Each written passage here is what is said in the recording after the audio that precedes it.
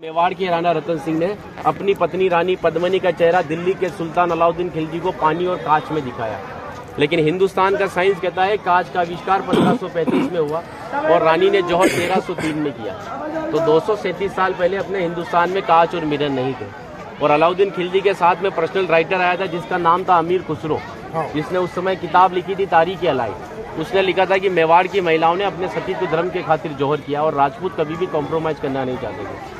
चित्तौड़ के ऊपर युद्ध होने का सबसे बड़ा रीजन था व्यापार, क्योंकि हिंदुस्तान में कभी भी कोई भी मुस्लिम कम्युनिटी पहले नहीं था। ये सभी जो आते थे अफगानिस्तान तुर्किस्तान से आते थे और आते कहाँ थे तो समुद्र के पास में आते थे, क्योंकि प्लेन तो थे नहीं ना।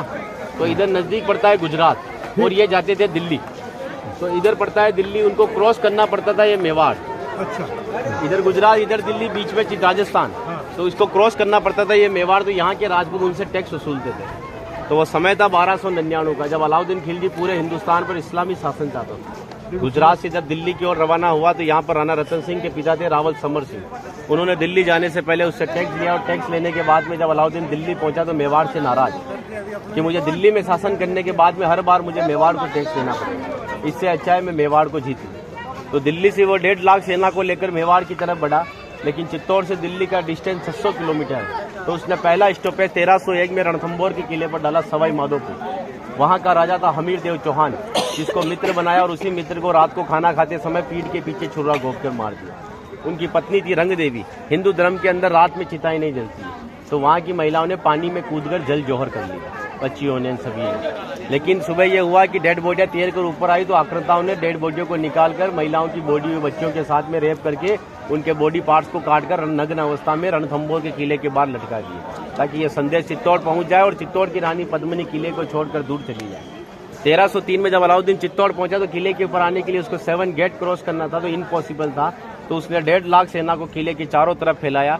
8 महीने के बाद में किले के ऊपर खाने की कमी आई तो रानी पद्मिनी के चाचा भतीजा गोरा और बादल ने राणा रतन सिंह से कहा कि हमारा राशन खत्म हो रहा है और जब ये भूखे और कमजोर सेना से हम युद्ध करवाएंगे तो ये युद्ध नहीं कर पाएंगे। रतन सिंह को बातचीत के लिए 7 गेट के नीचे भेजा तो अलाउद्दीन खिलजी ने उनकी गर्दन पर तलवार रखकर झुकने के लिए कहा, लेकिन मेवाड़ का राजपूत सर कटाने के लिए मंजूर होता है लेकिन सर झुकाने के लिए कभी मंजूर नहीं हुआ।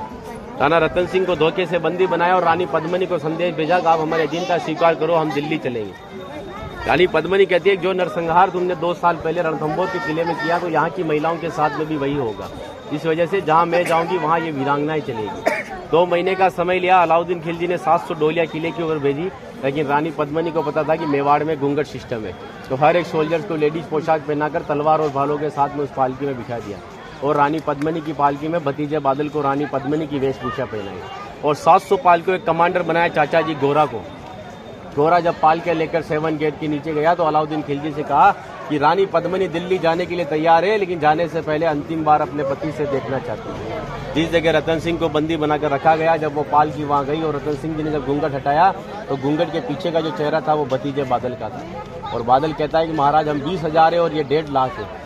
एक राजा अगर नहीं लड़ेगा हमारे साथ में तो हमारी सेना का मनोबल कमजोर रहेगा। इसी वजह से राणा रतन सिंह को पालकी में बिठाकर किले के ऊपर भेजा। जब रतन सिंह जी किले के ऊपर आए तो किले के ऊपर आने के बाद में उनकी जय जयकार में हर हर महादेव और जय भवानी के नारों से किला गूंजने लगा। अकबर कहता है कि 8 महीने से तो किले से बच्चे की रोने की आवाज़ नहीं आई, लेकिन 700 पालकियां जब किले के नीचे आए तो किले से जय जयकार हुआ है, मतलब हमारे साथ में धोखा हुआ है। हर एक राजपूत कटने के पक्ष में था लेकिन झुकने के पक्ष में नहीं था। 20,000 राजपूत युद्ध में गया और अलाउद्दीन खिलजी की 1,25,000 सेना को मार दिया।